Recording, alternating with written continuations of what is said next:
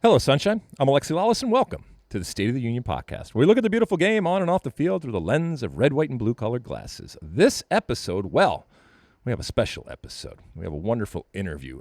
We'll get to that in a second. I am coming to you with my friend, my colleague, my guiding light, David Mosse here. And I am recording this on Monday, but I will be heading to the airport, as we mentioned on our earlier show, to head to New Zealand, Auckland, New Zealand. Mosse, I'm heading there for the FIFA World Cup draw for the Women's World Cup, which we know is happening next summer in Australia and New Zealand. I'm excited about this. I am being brought in by FIFA. I am part of the presentation. No idea yet exactly what they are going to have me do or how I will be featured, but an incredible honor and a privilege to be able to go down there. I've worked now multiple Women's World Cups. I love them. And this one is going to be literally bigger than anything we have seen, with 32 teams, including the defending World Cup champions, our women's national team, going for potentially 3 in a row, something that has never been done. Yeah, and this is the first Women's World Cup with 32 teams. In terms of how the draw is going to work, very similar to the men's one. You've got 4 seeding pots based on each team's FIFA ranking. The 2 hosts, Australia and New Zealand, automatically placed in pot 1. The 3 playoff winners will automatically go into pot 4. Those are still to be determined. But yeah, the U.S., as you might expect, is in pot 1, along with New Zealand, Australia, Sweden, Germany, England, France, and Spain. So they will be one of the seeded teams in their group.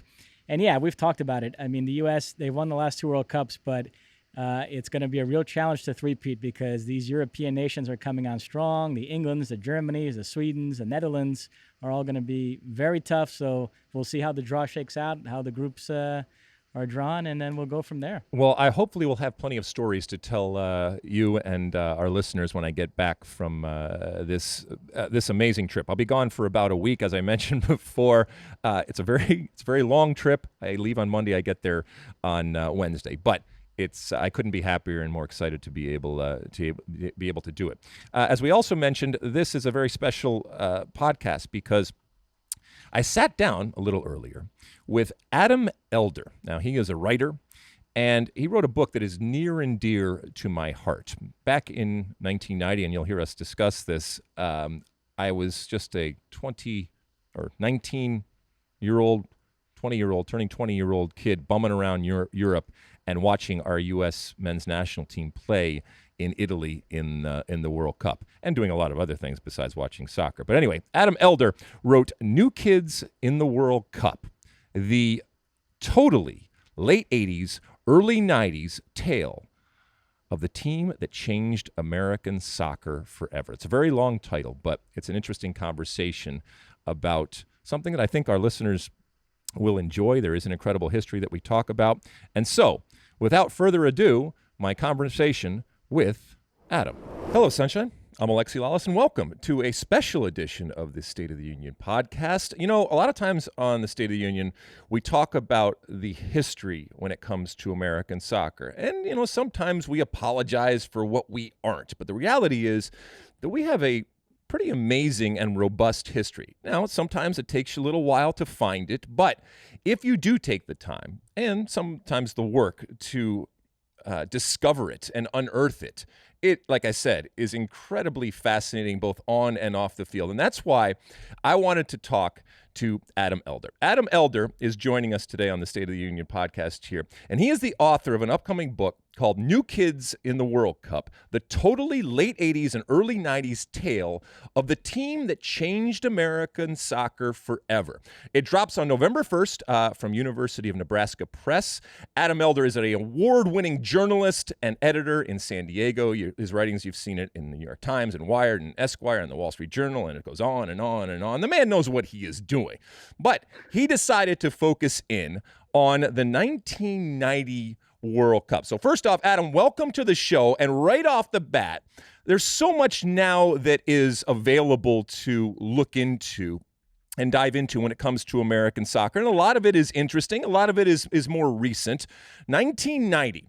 Take us back to 1990 and why you decided that was the World Cup team that you wanted to talk about. I know there's a lot of stories on and off the field. And just for context, I was 20 years old back in 1990. And as a matter of fact, I attended the World Cup in 1990 in Italy. I was bumming around Europe with a bunch of my friends, drinking a lot of beer and chasing girls and watching the World Cup. It was a wonderful, wonderful summer, wonderful trip. But take us back and why this particular team?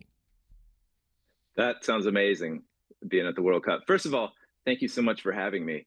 To answer your question about why this team, a while ago, I did a story for the New Yorker's website on the making of the music video that they made, that rap video with them dancing on the beach, and it's become kind of infamous. I knew there had to be like a great story behind it, and so I was interviewing a lot of players on the 1990 team, and just as I talked to way too many of them for just a little story about a music video, but as I was talking to them, I didn't know much about the team, too much about the World Cup. I mean, I watched it, but it was a while ago, and it slowly dawned on me that I was they were telling me this story that I'd never heard before. And it felt to me like the origin story of modern US soccer. What they did and what they accomplished led to everything else that has come after in many ways. And it was just so, first of all, I didn't know it, and I assumed a lot of people didn't know it either. And it was just the perfect story. There's so many great elements to it. I mean, you can go down the list, the Federation president taking out a loan, betting his personal wealth or his business, we're not sure, on getting an American soccer team to a tournament they hadn't played in for 40 years. I'm not a sports gambler, but that doesn't strike me as the safest bet to make. And yet he went all in. The players were absolutely fearless. They had no experience at this. It had all the makings of what felt like a great underdog sports story, and they did it. All right, so let's give a little context because there's plenty of people that listen to our pod that are much younger than I am, and we're Right. either not alive or don't certainly have it in their memory. Keep in mind, this was the first time that the U.S. men's national team had been back to the World Cup since 1950. The Paul Caligiuri goal, the goal heard round the world from a U.S. perspective, that had happened in qualifying to send the U.S. men's national team to the World Cup.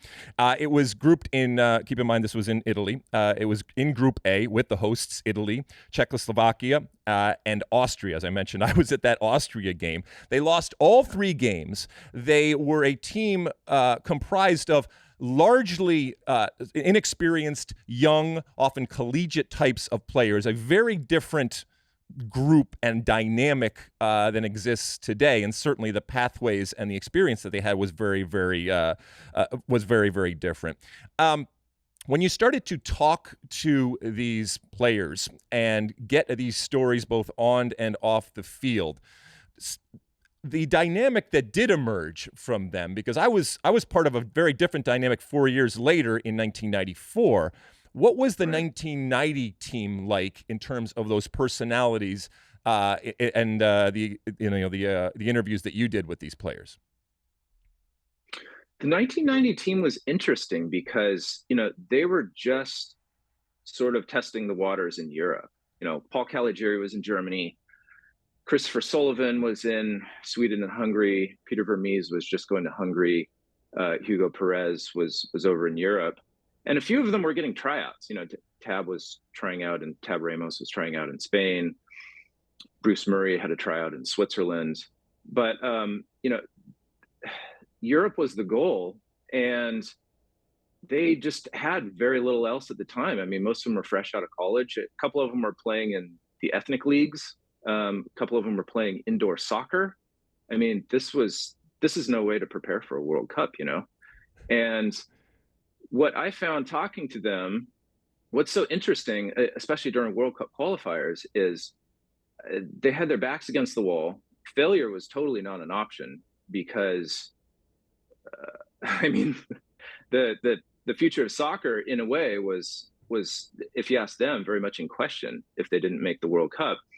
And yet, with their backs against the wall, like I said so many times, they were pretty fearless. And in talking to them, it sounds like one of the reasons was they really didn't know any better. This was, this was the cream of the American youth system. And we're talking about guys that had won everything. I just imagine these childhood bedrooms full of, all these plastic trophies and medals and ribbons and, just completely decorated.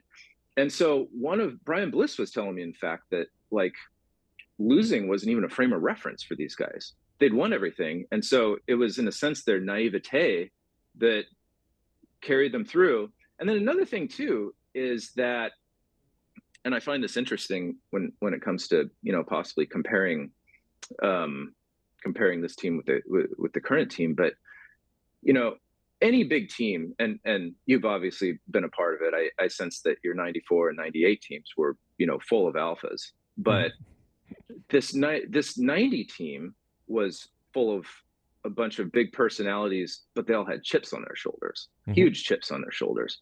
I mean, we're talking alphas who are hungry. And I think, there's just no question that carried them through.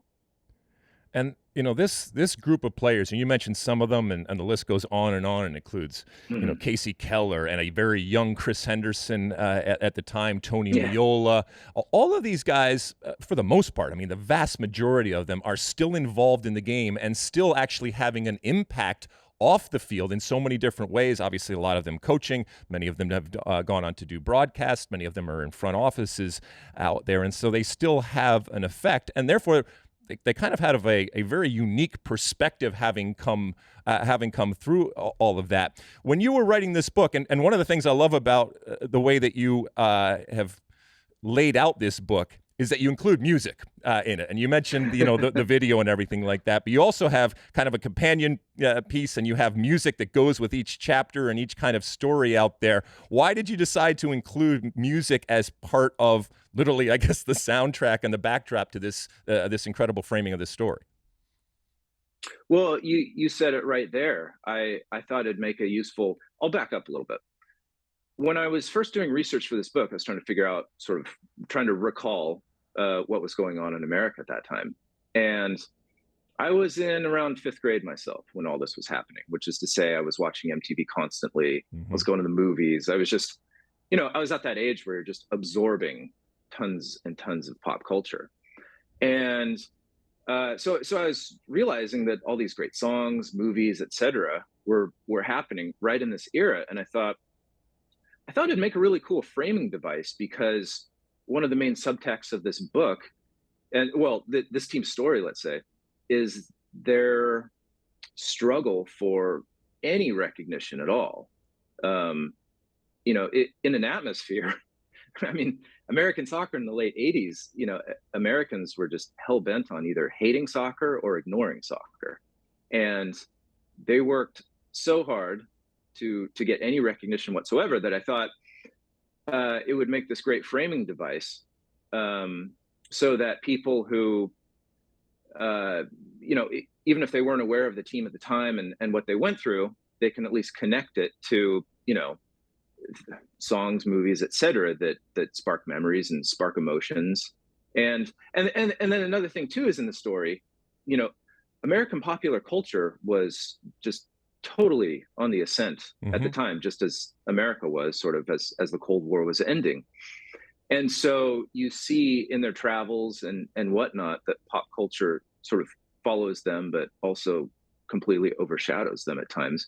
And so I just thought it would make this interesting tension, with their relationship to the mainstream and to American popular culture. And I happen to like, a lot of power ballads and golden era hip hop and all that. Beautiful. So how could I resist? It's beautiful. Music and soccer, right up my alley. So I love that. Exactly. It's interesting. You mentioned how much has changed, and So, my group with Kobe Jones and everything, and we kind of came out with the 94 World Cup, and obviously the U.S. was hosting it. But I vividly remember not just watching, players like Eric Winalda, but then getting to the national team, and I'm his roommate, and there's Tony Miola and these guys that I had watched on television, but also being very keenly aware. And look, we all stand on the shoulders of giants, including myself and others, and it just goes on. That's kind of the way of the world. But being keenly aware that you're not in Kansas anymore. And that experience and that dynamic that you're talking about in 1990 had drastically changed. And it was impressed upon us that the new responsibility, also the opportunity, and not to take it for granted. And we were constantly reminded, you think this is bad? You should have seen it back then. So when you fast forward it right now, we're going into another World Cup. I think we're going in right now with arguably the greatest collection of talent. We don't know if that's going to translate onto the field because there were certainly wonderfully talented players back then, albeit young and inexperienced. Do you see any similarities with this 2022 version of this team? Not necessarily in the pathways that they took, but I guess the personality and the dynamic that exists with this young and experienced team and that 1990 team. Yeah, there's some surface level things. I mean, for one thing, I can only think of one player in the active player pool who has any World Cup experience at all, which is DeAndre Yedlin, right? Yep. So none of these guys going to the World Cup have ever been there before. Beyond that, I mean, I guess another surface level thing, one thing that I found so interesting about this 1990 team is so many of them were sons of first generation immigrants. It just makes this really great sort of American tale in a way. Yeah. They grew up hearing nothing in their homes but soccer, and then dreaming about, bringing their own country, America, to the World Cup someday. And they did it. And now, you look and we have such this sort of American soccer diaspora all around Europe and everywhere else. And it's just sort of cool to see what they had hoped had happened back then actually come to fruition, I guess. And so that's a long way of saying, I think there's a lot of sons of immigrants on this team, which is cool to see. I don't know. It's hard to draw too many other parallels. I mean, this team, the 1990 team had stars, maybe on an indoor team or whatever, but these were all young, hungry guys, aiming for playing time. And I think we see a lot of that with the 2022 team. No one's really a star of their team that we can say. But again, it goes back to, I think, what we were talking about a moment ago. This 2022 team, I mean, I think they're lacking. They will never understand, and I think you probably have this too. They will never understand what this 1990 team and you probably went through, that chip on your shoulder and having something to prove. I mean, soccer's very existence in the United States just is no longer in question anymore. Right. It's here and we've made it thanks to you and others. And I think that's what got this 1990 team through. It was such a big ingredient in their success. How could it not be? And I just don't know if this team has it or not, really. I mean, I see more differences than similarities. Interesting. If you were to be placed in front of this 2022 U.S. men's national team before this World Cup, and you were tasked with giving them some perspective, and again, in your book, New Kids in the World Cup, the totally late 80s and early 90s tale of the team that changed American soccer forever.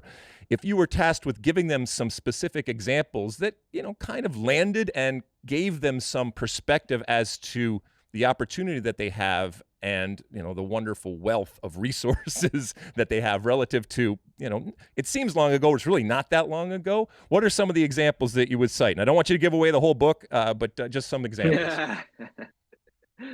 First, I would remind them that back in 1989, players were making $20 a day while on duty with the national team. They were playing with contracts for around $30,000 a year, and that's all they had. That wasn't their national team, per diem or stipend or whatever players are getting these days. Like, that was it. And not only that, but I would also say, guys, if you lose, you're not the guys back in 1989 would have had to think about polishing their resumes come Monday had they lost in Trinidad. Certainly that national team bonus and stipend wouldn't be around any longer. I mean, they'd have to go back to finding day jobs. Right. They couldn't play soccer. I mean, they would be soccer players, but they wouldn't be professional soccer players in much sense of the word, unless they went over and caught a lucky break in Europe, which, I mean, talk about a hard time. Players in America playing for indoor teams and back earlier for the NASL, any Americans on those teams had a tough time catching the breaks. The foreign coaches and the front offices were, pretty antagonistic toward American players. And I mean, good luck making it in Europe at that time too. So, yeah, that's all to say that, as soccer fans, we have it pretty good these days. And soccer players probably have it even better these days, even though, I mean, let's be honest, they're under a whole lot more pressure and an unbelievable microscope that, players in earlier times just didn't face. So, I guess that comes with the territory as the game gets more popular in this country, right? But that's a good thing. Right.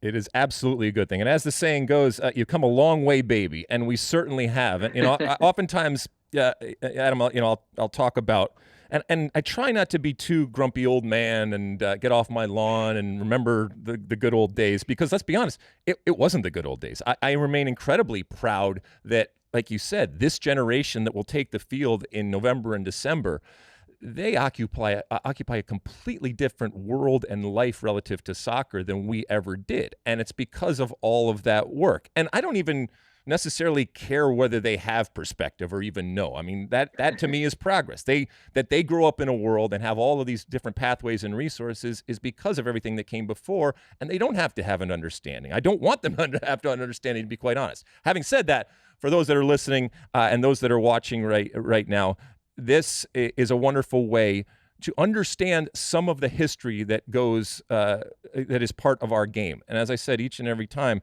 there is so much out there that remains hidden and remains mysterious. And I love the fact, Adam, that you are bringing this to light for all of these players, this team, this generation, that deserves the credit that you are giving them, but also just deserves their stories told, because there's a lot of focus, obviously, with the World Cup in '94 and being in the U.S. and everything, but '94 doesn't happen to a certain extent without '90 and even before. But that '90 team, for a lot of us, including yours truly right here, it changed everything for me. When I am sitting in the stands and I am watching my team play at that point against Austria, and as a matter of fact, before the game, the late, great, rest in peace, David Mosse, backup goalkeeper to Tony Meola on that team, and just a larger-than-life personality, as you know, actually kicked a ball into the stands before the game as a souvenir, and it landed in the hands of the man